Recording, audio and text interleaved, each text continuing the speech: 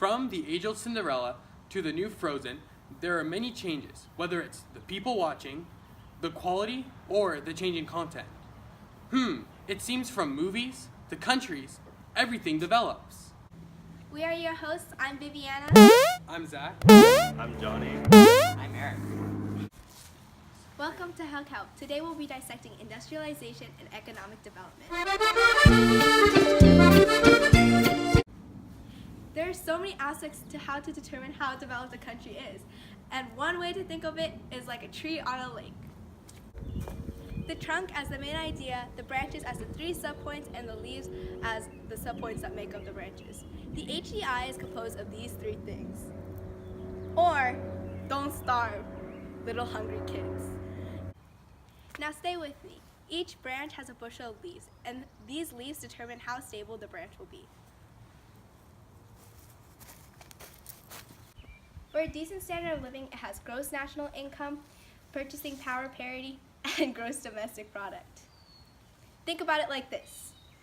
You sell lemonade, and the money that you earn from your lemonade stand, the money that's earned from other lemonade stands, and the money you return is all accounted for. Ow. For GDP, it differs a little bit. For GDP, it's only your lemonade stand. And finally, for purchasing power parity, you have two lemonade stands. But lemonade stand 1 can spend more on lemons than lemonade stand 2, so lemonade stand 1 is happier. Yay.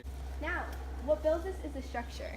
Circling back to our intro, Frozen really shows this.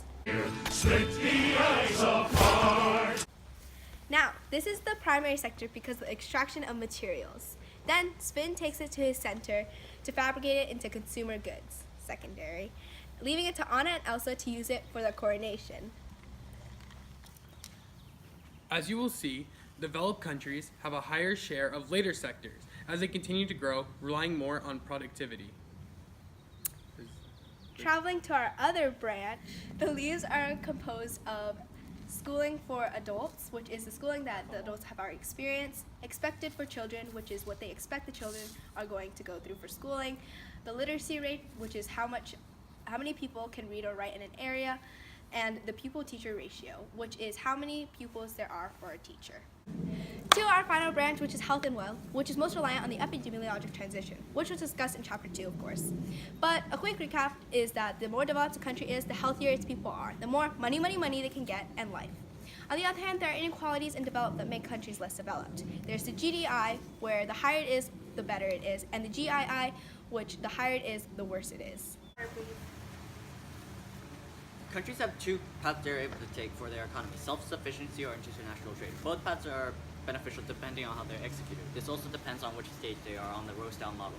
The Rostow model has 5 stages. The first stage is traditional society, where the country is in its high stage of agriculture and non-productive activities such as religion. The second stage is preparation for takeoff, which the country is starting to fund technological research and development. The third stage is takeoff, where the technology is enough to start off a few takeoff industries, but the country is still mostly in traditional practices. The fourth stage is to drive to maturity, where technology has greatly improved and has become sufficient enough to have several industries and multiple specialized workers. Finally, the fifth stage is the age of mass consumption, where the country has enough technology to start producing normal technology as home consumption technology, such as vehicles, refrigerators. This can be compared to, the Rostow model can be compared to such thing as the human growing up. The first stage, a baby, second, child, third, teenager, and fourth, the grown up, fifth, you get older enough to know everything. And the international trade is the use of internationally located manufacturers and locations of execution. Since all countries have different regulations, 2 systems were developed that were to make everything equal, include fair trade and the World Trade Organization. Fair trade makes everything equal, including the workers, businesses, and consumers, such as distribution of fair profit, improving working conditions, removing unsafe standards, and improvement of that. The World Trade Organization greatly increases the production of home trade and everything else along the lines to ensure everything is fair, including tariffs and taxes, so they're not overly taxed, and so everything is fair enough so every country can agree. The international trade an example of this is the 4 Asian dragons: South Korea, Singapore, Taiwan, and Hong Kong. Since they have no It's also noted that since they have no raw input, they also get their shipments from outside. Self-sufficiency involves the limitation of trade via tariffs, licenses, and bans.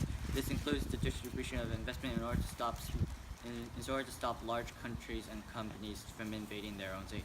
This will help them assist in growing their own companies and everything else along those lines. This could be compared to India. When India decided to go self-sufficiency, but unfortunately this made their currency unusable outside India and making companies that wanted to go into India extremely difficult. Resources are like annual passes and one-day tickets. They can either be renewable or non-renewable. They can either be replenished or cannot be. Non-renewable resources include coal, petroleum, and natural gas. They are all harvested from the earth and cannot be replenished. Renewable resources include solar, geothermal, wind, biomass, and hydroelectric. Solar panels are like flowers. They both use sunlight to create energy. Geothermal energy is like old steampunk machines. They both convert steam into energy. Biomass is like Mr. Fusion from Back to the Future.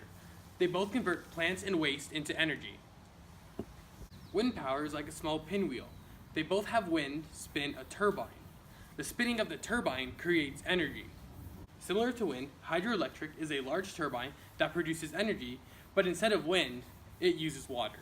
Using too many fossil fuels can lead to pollution. There are 3 types of pollution. They are air pollution, water pollution, and solid waste pollution.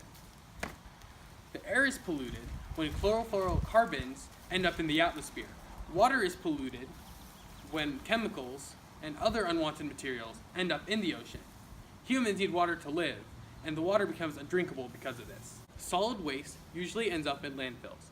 When they do not, they can become very hazardous and pollute the landscape. Female empowerment accounts for the participation in a country's national legislature and in high school. These measures determine how much economic and political power women have in their countries. Females also have a disproportionately lower amount of employment in less developed countries, usually due to the social system in said developing countries. The GII also accounts for the number of deaths of mothers while giving birth and the teen pregnancy rates. If these numbers are higher, then the country has more inequality. The darker blue countries are the more developed countries that form the core, and the red countries are the very least developed countries, or countries on the periphery. There's also countries shown in some of the orange countries and the light blue countries in the semi-periphery that have emerging economies that are in the middle of development.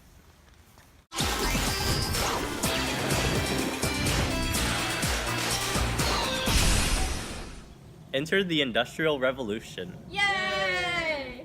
Today on How It's Made, we will be reviewing the creation of industry as a whole. While this may sound like a complex topic, I can assure you that it is just a small history lesson. Industry, as defined by Rubinstein, is the processing and manufacturing of goods in a factory. The earliest form of industry was called the cottage industry, which essentially meant that goods were being created at home.